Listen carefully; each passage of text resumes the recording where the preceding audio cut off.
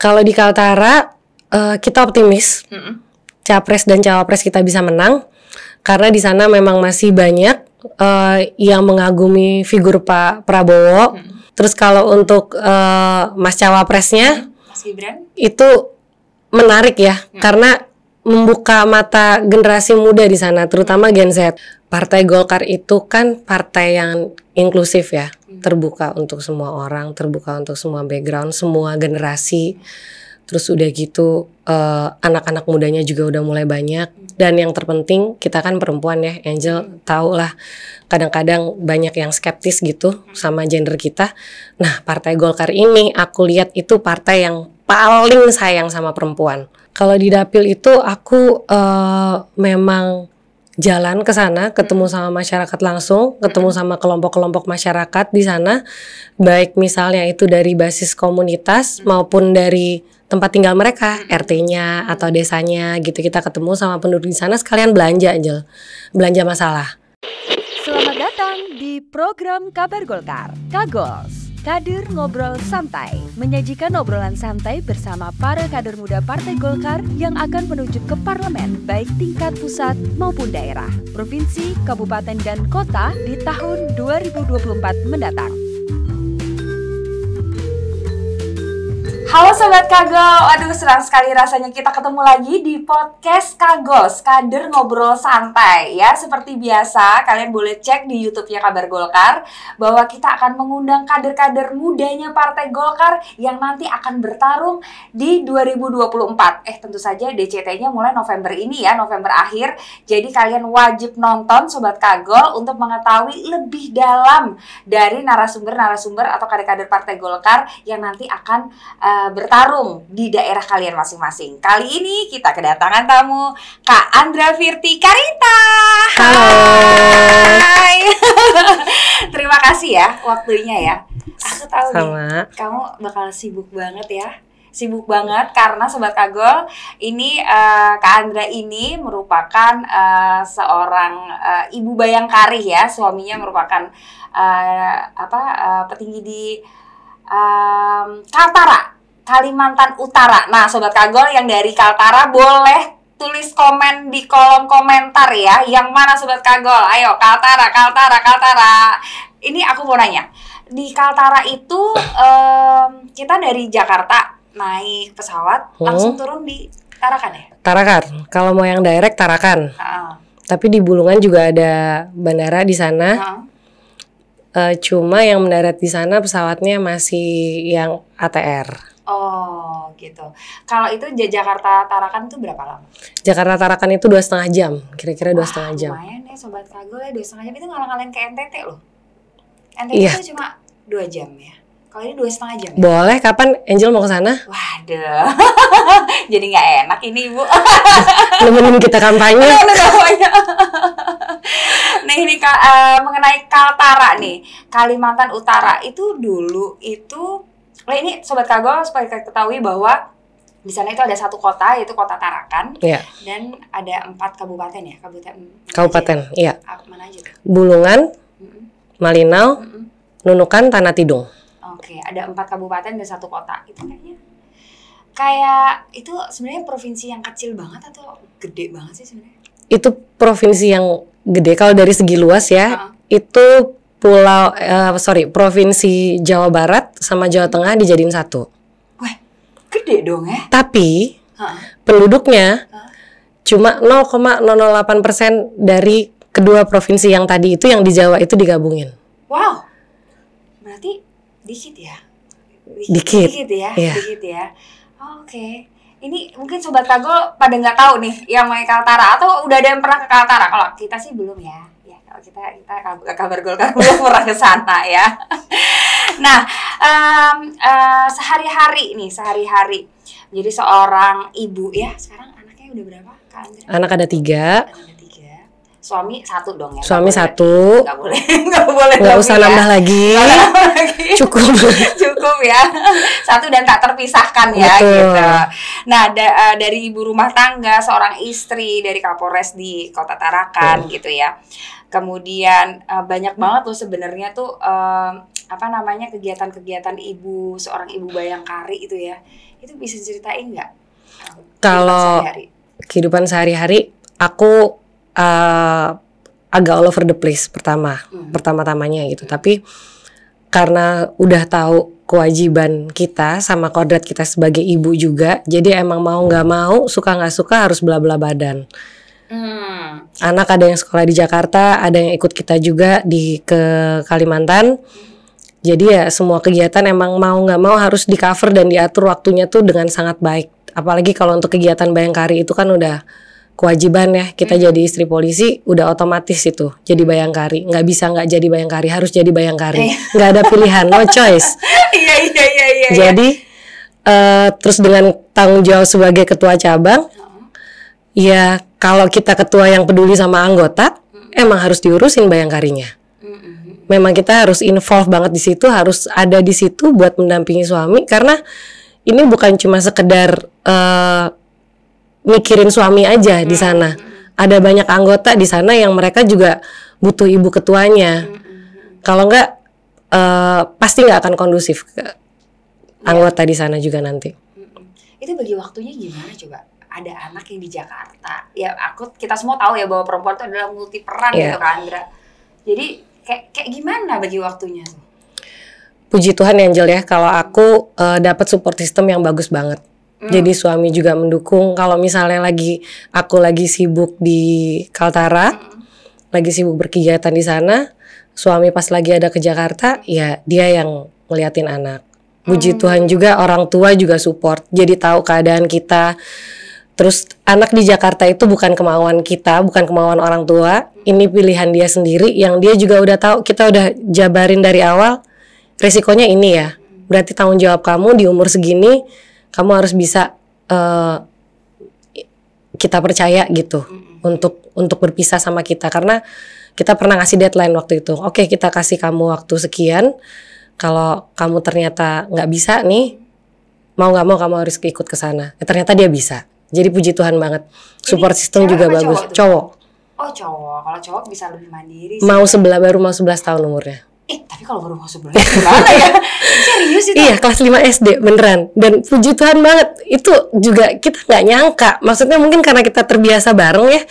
Jadi kita nggak yakin dia akan bisa mandiri. Ternyata bisa. Luar biasa ya. Iya. Mungkin didikan seorang polisi juga kali ya? Bapaknya sih? Enggak. Enggak. Kita keluarga yang amat sangat moderat. Ya memang anak dikasih pilihan, dikasih tanggung jawab, ada reward and punishment-nya. Ternyata dia bisa. Dia juga sangat maklum.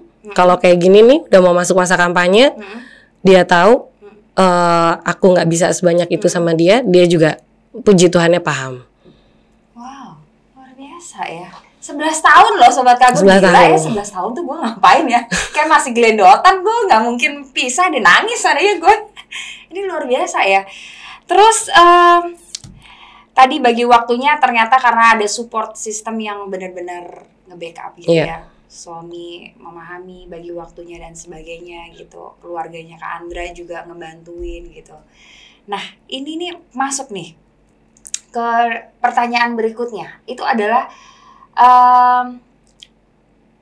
kok bisa gitu dengan kesibukan sehari-hari gitu ya. Abis itu kita tahu banget bahwa menjadi seorang ibu bayangkari itu kegiatannya banyak banget ya. Aku paham banget kalau yang itu karena keluargaku juga ada di kepolisian. Jadi paham banget ya kan. Nah terus abis itu kok ya kepikiran gitu loh masuk ke politik itu. Gimana tuh ceritain awal mulanya? Nah kalau tadi bayangkari itu no choice, yang ini baru pilihan. Oh gitu. Ini ya, baru ya, pilihan. Ya. Ini akhirnya ternyata aku punya interest di situ. Terus mungkin karena terbawa juga dari bayangkari, kita banyak banget kegiatan-kegiatan sosial sebetulnya. Tapi karena ada keterbatasan di beberapa aspek, jadi itu nggak bisa meluas gitu. Lingkup kita tuh terbatas untuk bantu orang gitu. Dan kita kan nggak bisa. Bayangkari itu masuk ke sistemnya lewat mana kalau untuk bantu orang dengan cangkupan yang lebih besar. Akhirnya di situ aku mutusin oke deh aku masuk ke politik aja kalau gitu karena aku yakin selain aktualisasi diri ya, kalau kita perempuan kan perlu itu aktualisasi diri itu juga aku yakin aku bisa bantu orang lebih banyak lagi dengan aku ada di sistemnya gitu. Luar biasa loh, tepuk tangan dong. Jadi kalau jadi mulia banget adalah ingin bantu orang dengan jangka luasan yang lebih Betul. banyak lagi ya dengan itu. Oleh sebab itu kendaraannya, kenapa milih Partai Golkar? Partai Golkar itu kan partai yang inklusif ya, terbuka untuk semua orang, terbuka untuk semua background, semua generasi. Terus udah gitu anak-anak mudanya juga udah mulai banyak. Dan yang terpenting kita kan perempuan ya, Angel tahu lah kadang-kadang banyak yang skeptis gitu sama gender kita. Nah, Partai Golkar ini aku lihat itu partai yang paling sayang sama perempuan. Jadi banyaklah perempuan-perempuan itu yang dikasih panggung-panggung yang bagus gitu sama Golkar gitu, dirawat lah, kalau orang Jawa bilang tuh diopeni gitu sama partainya. Jadi akhirnya aku milih untuk masuk di Partai Golkar. Udah gitu kan banyak juga figur-figur yang inspiratif ya, baik laki maupun perempuan. Jadi ya paling make sense lah, paling realistis untuk aku yang perempuan, seorang ibu dan punya banyak baggage itu, punya banyak kewajiban itu untuk masuk ke Partai Golkar. Karena aku yakin akan banyak kemudahan lah untuk kita perempuan itu, panggungnya setara sama yang laki-laki di Partai Golkar. Wow, ini aku di KPPG jadi aku mengiyakan ya, langsung itu. Iya, betul apa betul? KPPG, Kesatuan Perempuan Partai Golkar nih, Bu Airin ada kadernya di sini, Mbak Linsi ada kadernya nih yang sedang memuji nih bahwa di Partai Golkar ini pilihannya seorang Kak Andra, karena memang Partai Golkar itu terbuka. Nah, Sobat Kagol harus tahu bahwa Kak Andra ini kelahiran tahun 87. Jadi memang benar-benar masih under 40 Betul. banget ya gitu. Nah, pada saat memilih untuk masuk ke Partai Golkar itu masuknya lewat mana dulu ya? Masuknya lewat Kosgoro dulu. Kosgoro. Iya. Tahun 2021 waktu itu aku masuk ke PPK Kosgoro 1957. Lalu di 2022 keluar lagi SK untuk jadi bendahara di bidang pertanian dan investasi itu. Di Kosgoro. Di Kosgoro. Nah, untuk Sobat Kagol ketahui bahwa Kosgoro merupakan organisasi yang mendirikan Partai Golkar gitu. Jadi masuknya nggak ujuk-ujuk langsung di Golkarnya, tapi melewati proses ya masuknya di untuk mengenal lebih jauh tentang Partai Golkar, masuknya di Kosgoro gitu. Iya. Jadi Kosgoro sekarang jadinya? Sekarang jadi aku bulan Februari 2023 kemarin resmi dilantik jadi ketua PDK Kosgoro 1957 Kalimantan Utara. Wih, selamat 2023 ini ya? 2023 ini. Wow, oke. Udah ngapain aja tuh kalau Kosgoro di Kaltara? Kegiatan sosial sih yang banyak kita di sana, karena waktu jadi ketua Kosgoro itu waktu itu menjelang bulan puasa. Jadi di bulan puasa itu kita bagi-bagi takjil.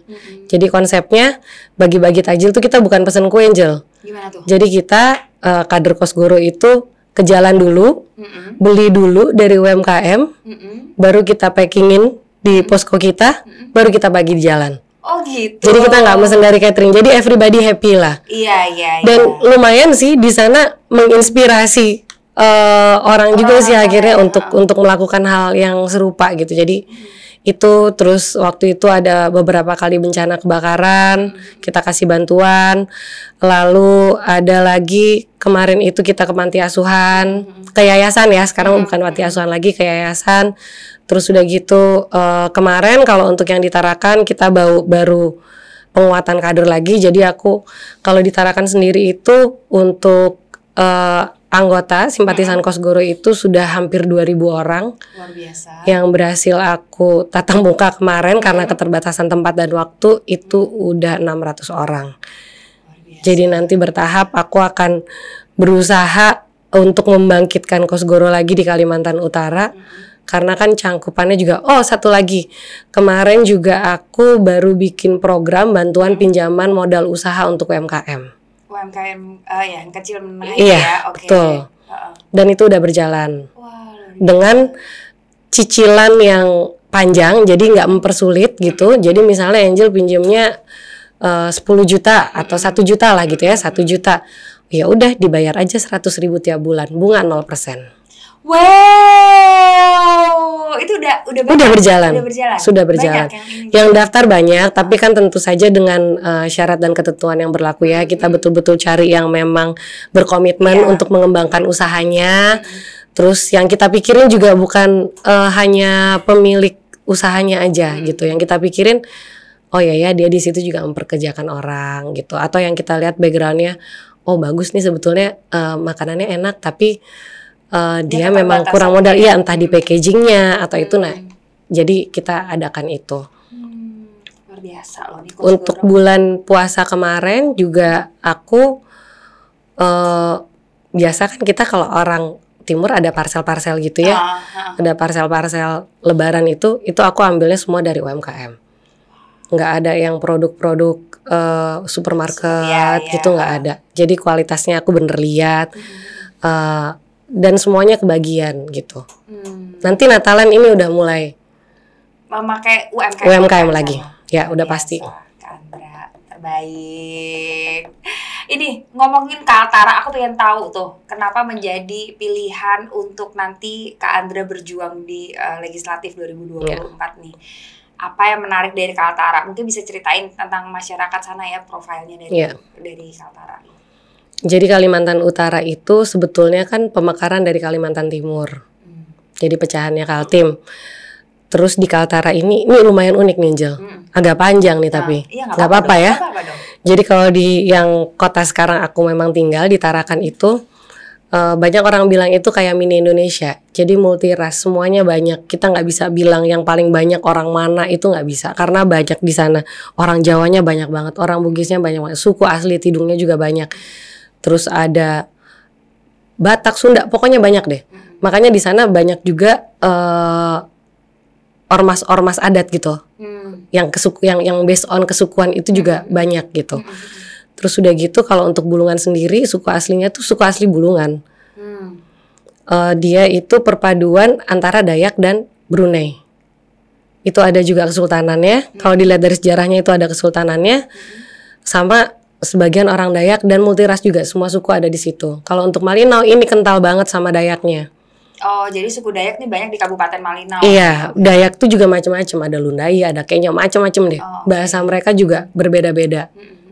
Udah gitu di Tanah Tidung, suku aslinya Tidung itu kabupaten yang penduduknya paling sedikit. Kalau di Nunukan itu yang pulau juga sama Tarakan. Nunukan itu kan pulau. Nunukan ini yang paling ujung, dia yang berbatasan sama, kalau Angel pernah dengar Pulau Sebatik yang dulu pernah jadi pulau sekenta antara Indonesia sama Malaysia. Nah itu ada di Nunukan. Aku nggak tahu nih, mungkin ini jadi nambah ilmu. Habis ini browsing ya. Habis ini nambah ilmu. Habis ini browsing gitu. Itu juga penduduknya juga multiras. Jadi unik. Tiap-tiap kabupaten kota ini punya kekhasannya masing-masing gitu. Kalau kayak Tarakan sama Nunukan itu, Tarakan ya yang paling aku tahu persis itu pulaunya kecil aja tapi penduduknya lebih banyak daripada Bulungan yang luasnya jauh lebih besar. Iya. Oh, oke. Jadi letak geografis kependudukannya itu juga luas gitu. Iya. Terus tadi bicara tentang masing-masing suku di kabupaten dan kotanya ya. Terus pekerjaannya mereka tuh gimana? Ada yang nelayan, ada yang macam-macam sih kalau di sana. Rata-rata sih mereka nelayan ya, atau pekerja di tambak. Terus ada juga yang kerja di pabrik-pabrik, karena ada di sana kan ada pabrik sawit, ada macam-macam di sana. Ada tambang juga.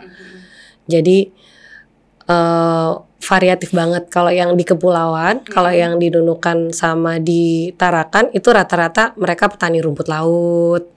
Oh. Jadi unik Angel, kalau Angel ke sana, kita kalau dari Tarakan ke Nunukan itu kan bisa naik pesawat kecil, kayak yang penumpang 12-7 itu ada. Bisa juga naik speed. Nah kalau naik speed nanti kelihatan tuh botol-botol mereka nanam rumput laut. Iya. Itu berapa jam tuh dari kota Tarakan ke Nunukan? Sekitar 3 jam. Naik speedboat. Ini seru sih ya Dek kalau kita ke sana ya. Seru, ayo. Aku udah mau roadshow nih, ayo kita jalan ke sana yuk. Kabar Golkar. Iya, live. Iya, langsung ya. Goes to Kaltara. Goes to Kaltara, benar. nanti coba disampaikan rasa kayak gitu. Terus di sana tuh tadi udah cerita tentang sukunya, profil masyarakatnya, tetapi secara keseluruhan itu sebenarnya yang di Kaltara itu, ini kan Kalimantan tuh pulaunya begitu ya kan kalau di peta ya. Itu Kaltaranya tuh ada di mana sebenarnya itu? Kalau kita ngelihat peta kayak gini yang di ujung kanan, ujung kanan atas, yang deket mulut, mulutnya itu. Oh, ada di situ. Ya, yang udah deket ke Sulawesi. Jadi kan dia condong ke kanan gitu Tunjel, ke arah timur kan? Nah itu dia di situ. Oke. Nah itu tuh sebenarnya tuh di sana tuh ada apa sih? Kalau misalnya Kaltim kan ada tambangnya tuh. Kalau Kaltara tuh apa ya? Ada di sana. Pertamina di sana termasuk penghasil minyak yang terbesar juga dari Pulau Bunyu, dari Tarakan itu, makanya Pertamina ada juga base-nya di sana dan besar. Terus udah gitu. Oh, Kaltara nanti juga termasuk provinsi yang menyokong IKN. Oh iya. Okay. Udah ada beberapa proyek besar di sana yang menarik investor asing. Itu ada PLTA Mentarang sama KIPI, Kalimantan Industrial Park Indonesia itu. Nah tadi kayak misalnya ada kayak tadi kan kita harus melewati, bisa naik speedboat dan lain-lain, berarti itu dekat dengan laut-laut gitu ya? Iya, itu betul. Dekat dengan laut-laut. Terus ada juga kalau nggak salah apa sih? Aku tuh juga tadi sempat browsing ya. Apa kayak mangrove ya? Apa sih namanya? Iya, mangrove. Kayak hutan tuh gede banget betul. Ya di sana ya. Itu panas nggak sih kalau di sana? Lumayan. Cuacanya panas. Sama kayak di Jakarta. Kalau buat aku gitu ya yang tinggal di sana sebetulnya sih sama, tapi kayak Jakarta tuh sama. Tapi mungkin karena Jakarta itu udah banyak gedung-gedung kan Jel. Kalau kita jalan kaki itu kan masih bisa lah kita berteduh di bayangan gedung-gedung itu. Kalau di sana kan enggak. Bener-bener langit biru itu kelihatan banget. Kalau malam bintang kelihatan? Bintang kelihatan. Wih, Dek. Beneran, ini beneran. Kalau malam bintang kelihatan, iya betulan. Bintang kelihatan. Berarti emang polusinya emang belum ada ya? Iya, nggak ada. Kalau ada impact dari, biasalah kalau Kalimantan kan suka ada kebakaran apa gitu ya, itu juga nggak terlalu terasa sih di Kaltara itu. Iya. Aku belum pernah ke Kaltara, yang pasti ke Kalbar ya. Tapi kalau pas kemarin tuh ke Kalbar, aku di dapilnya Bang Maman tuh landing itu bener sih ada kebakaran. Iya kan? Iya. Sempat nggak bisa landing karena memang asap betul. Gitu. Kalau ini enggak lah ya? Enggak. Luar biasa Kaltara. Aman. Kesana nih kayaknya. Kesana. Kemudian tadi kita udah mengulik-ngulik nih tentang Kaltara, sebegitu indahnya Kaltara yang aku memang belum pernah ke sana ya, dan kru-kru yang ada di belakang ini juga belum pernah ke sana ya. Betapa indahnya ini Kaltara, dan kita juga tahu karena Kak Andra ini kita panggil ya ke sini sehingga kita bisa membuka wawasan ya, apalagi untuk sobat Kagol yang nanti memang ber-KTP di Kaltara nih ya. Jadi bisa melihat nih ya secara detail bagaimana Kak Andra menjelaskan ya betapa dia mengetahui bahwa pemetaan yang ada di Kaltara. Jadi jangan salah milih ya, jangan salah milih. Kemudian pada saat memang ini ya sobat Kagol, kita memang belum bisa kampanye secara blak-blakan gitu ya, karena memang nanti kampanye di November akhir ini kita baru bisa berkampanye. Tetapi ada dong ya sosialisasi yang telah dilakukan gitu untuk canvassing, untuk memperkenalkan diri seorang Andra gitu. Nah, teknik apa nih, sosialisasi apa yang diberikan ke Dapil? Kalau di Dapil itu aku memang jalan ke sana, ketemu sama masyarakat langsung, ketemu sama kelompok-kelompok masyarakat di sana, baik misalnya itu dari basis komunitas maupun dari tempat tinggal mereka, RT-nya atau desanya gitu. Kita ketemu sama penduduk di sana, sekalian belanja aja, belanja masalah. Gue mau nanya belanja apa, ada apaan ya gue gitu. Belanja masalah. Oh ya, kan emang kita mendengarkan aspirasi. Betul. Dong. Karena itu dia yang tadi jadi ada desa yang memang masyarakatnya itu kerjanya petani, masyarakatnya itu kerjanya peternak, ada yang nelayan, ada yang pekerja tambak, ada yang mereka pengrajinnya gitu, pengrajin tas rotan atau apa gitu daerah atau makanannya gitu. Pasti kan masalahnya berbeda-beda. gitu. Jadi aku memang kalau lagi sosialisasi pasti sekalian diskusi. Ayo gitu, harus ngomong ke kita masalahnya tuh apa. Ada masalah-masalah yang kalau memang hanya bisa diselesaikan ketika kita nanti diizinkan Tuhan untuk duduk di DPR. Kalau ada masalah-masalah yang sekiranya nih secara pribadi atau secara ketua Kosgoro atau apapun titel aku lah gitu ya, aku bisa bantu, kita usahakan bantu duluan gitu sama tim di sana. Dari 4 kabupaten dan 1 kota ini, apa temuan masalah-masalah yang diaduin ke Kak Andra gitu? Yang paling sering diaduin? Kalau Tarakan itu paling sering itu harga rumput laut. Gitu. Terus sudah gitu. Iya, betul. Pokoknya harga-harga udang, pokoknya hasil-hasil nelayan mereka lah gitu. Terus aku nggak bisa bilang juga ini standar ya, karena buat mereka itu penting gitu. Biarpun kita sering dengar lah masalah ini, mungkin seluruh Indonesia ada yang mengalami ini, tapi kita kan harus lihat dari kacamata mereka juga gitu kan. Oh ya, ini penting buat mereka. Terus kalau untuk ibu-ibu yang nyurhatin anaknya, biasanya yang mereka tanya itu, ini sama adik-adik mahasiswa juga, gimana sih Bu, kalau untuk beasiswa tuh sebenarnya kayak gimana sih mekanismenya gitu. Terus udah gitu kalau untuk yang petani-petaninya, mereka biasanya masalah pupuk, gitu. Terus akses-akses, karena di sana secara geografis juga challenging ya, gitu. Challengingnya gimana? Challenging karena jalannya berkelok-kelok, ada yang bagus, ada yang jelek gitu. Jadi rata-rata itu mereka suka bilang, Bu, kita tuh perlu ini untuk produksi ini, tapi ongkos kirimnya tuh jadinya mahal kalau begini gitu.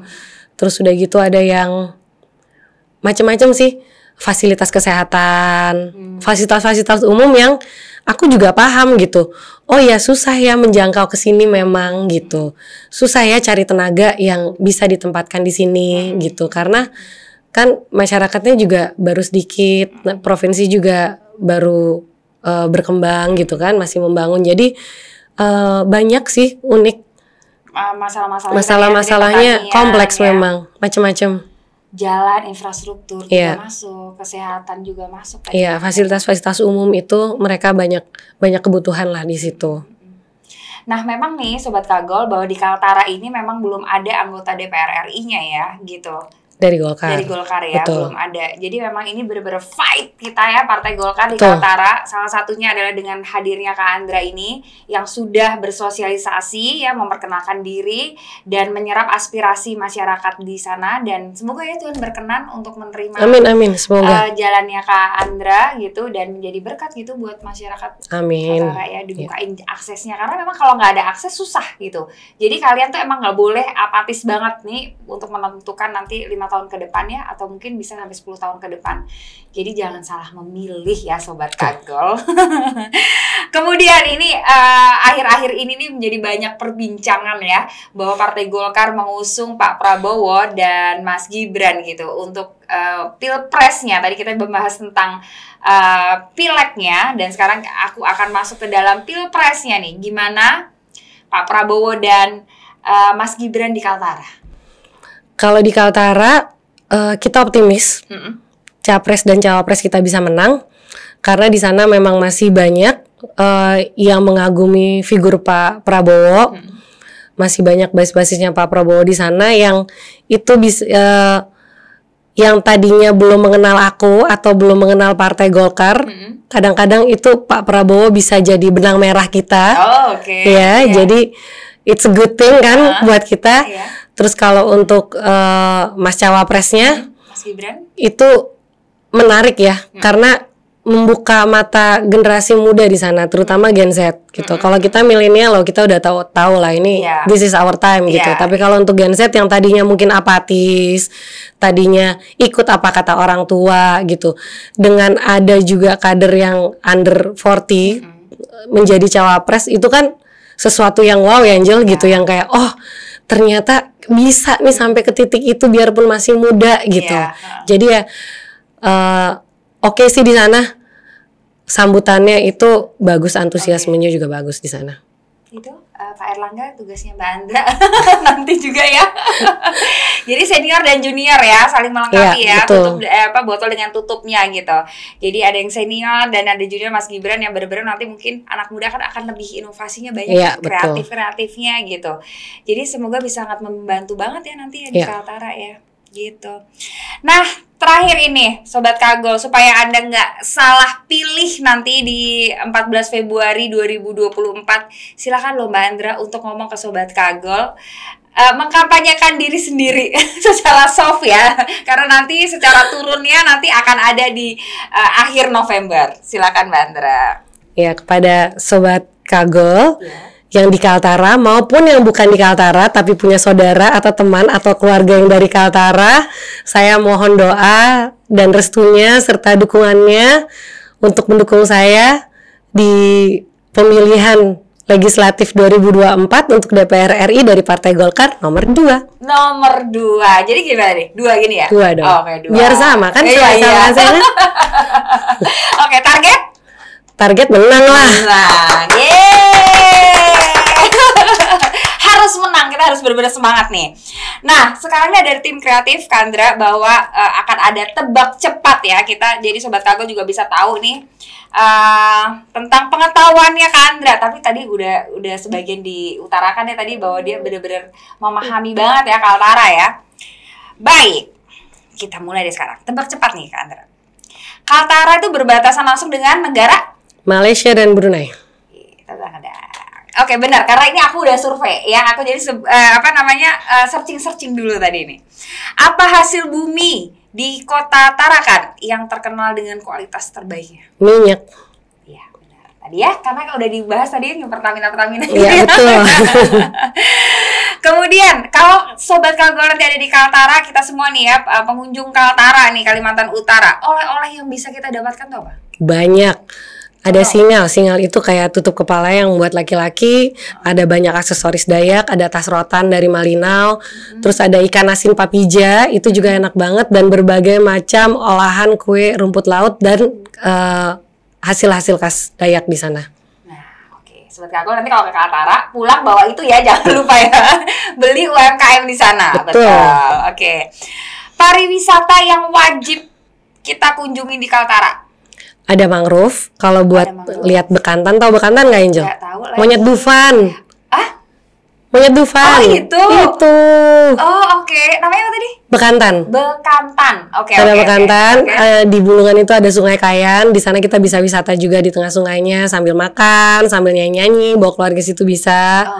Terus ada beberapa rumah adat di sana karena itu tadi aku bilang kan suku aslinya itu ada 3. Bulungan, Dayak Tidung, mereka juga punya rumah adat masing-masing di sana. Kita bisa foto-foto lah ya. Bisa, pantai juga ada Pantai Amal, bagus. Ada Pantai Amal, di Nunukan juga ada pantai, sama ada Pantai Tanah Kuning. Itu kayak pasirnya putih, apa bersih banget atau gimana tuh? Pantai. Kalau di Tanah Kuning sih enggak. Jadi kotorannya itu kotoran alam. Kayak ranting-ranting gitu. Jadi bukan yang jorok-jorok gitu, enggak. Bagus, terawat kok. Sekarang Pantai Amal juga bagus. Kayak udah ada tempat buat foto-fotonya di situ. Udah kayak pik gitulah. Oh, baik. Cuma tinggal dihidupkan aja nanti untuk pengusaha-pengusaha yang mau jualan-jualan di situ. Tapi udah jadi tempat wisata yang harus dikunjungin lah ya. Betul. Saking indahnya. Oke. Kemudian pertanyaan terakhir, fakta unik Kaltara yang kita nggak tahu.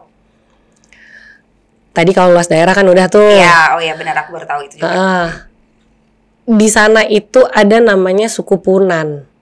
Suku Punan, iya. Punan itu berbeda dari orang Dayak. Suku ini tuh nomaden. Dia hidup berkelompok, sekeluarga ini, tapi dia nomaden. Dan mereka ini punya kepercayaan bahwa mereka tidak boleh bercocok tanam. Terus? Jadi mereka makan dari hasil yang ada. Ketawa. Iya, ini unik banget. Jadi dia ini ya kalau nggak dari ikan nyari di sungai, dia ambil hasil alam aja yang ada di situ. Nanti kalau udah habis ya dia pindah lagi. Dia pindah lagi gitu. Tapi sekarang Angel udah mulai melek digital. Oh, mereka udah ada, iya, udah ada yang pakai handphone dan diperhatikan oleh pemerintah. Jadi maksudnya mereka lagi ada di mana, dihubungi tokohnya, mereka juga dicek nanti apa namanya, ke posyandu, untuk KB, untuk anak-anak gitu, mau. Oke. Justru itu karena apa namanya, mereka juga harus peka ya sama kehidupan di luar kan, tapi mereka memang hidupnya di hutan. Oh gitu. Berarti kita kalau ke sana nggak bisa. Udah ada film dokumentasinya kemarin. Orang nggak lihat, makanya ini aku kasih tahu nih hebatnya Kaltara. Salah satu kemarin dari Kaltara, perwakilan dari Kaltara itu menang jadi finalisnya Eagle Awards untuk Metro TV. Film pendek dokumenter. Nanti aku kirimin linknya sama Angel. Oke. Untuk lihat kehidupan suku Punan ini yang udah mulai melek digital lah gitu. Oh gitu. Iya. Jadi nanti kalau misalnya kita ke sana nih, boleh kita ketemu sama mereka ya? Boleh by appointment. Mereka terbuka tapi ya? Mereka terbuka. Kan kita pokoknya asal di gimana ya, kalau di Kaltara itu tuh karena masyarakatnya itu kebanyakan di beberapa daerah itu menyatu dengan alam. Jadi as long as kita juga memang maksudnya baik dan kita juga nggak jahat sama alamnya, itu pasti akan diterima dengan baik. Oh gitu. Betul. Oke. Menarik dari Kaltara ya, Sobat Kagol, nanti tolong di-cut yang ini ya. Ini menarik banget fakta unik tentang Kaltara. Jadi Sobat Kagol harus banget tahu nih ilmu-ilmu yang kayak gini ya, pengetahuan-pengetahuan yang kayak gini nih. Kalau nggak ketemu kamu kayaknya kita nggak akan tahu deh. Krik. Oke Sobat Kagol, ini sudah berakhir nih ya. Tadi kita udah banyak mengetahui tentang Kak Andra seperti apa, dan nanti akan berjuang di Kaltara, Kalimantan Utara. Dan jangan lupa untuk Sobat Kagol, nanti jangan nge-skip ya, ditonton dari awal sampai akhir di YouTube-nya Kabar Golkar. Dan tentu saja yang belum subscribe, silakan di-subscribe ya, untuk mengetahui lebih banyak lagi kader-kader muda dari Partai Golkar yang nanti akan bertarung di pemilihan legislatif 2024. Terima kasih Kak Andra. Sama-sama Angel, atas kesempatannya. Terima kasih. Thank you Kabar Golkar, sukses terus. Iya, amin. Sobat Kagol, mohon maaf lahir batin kalau kita ada salah-salah kata, dan sampai ketemuan di podcast selanjutnya. Wassalamualaikum warahmatullahi wabarakatuh. Waalaikumsalam warahmatullahi wabarakatuh.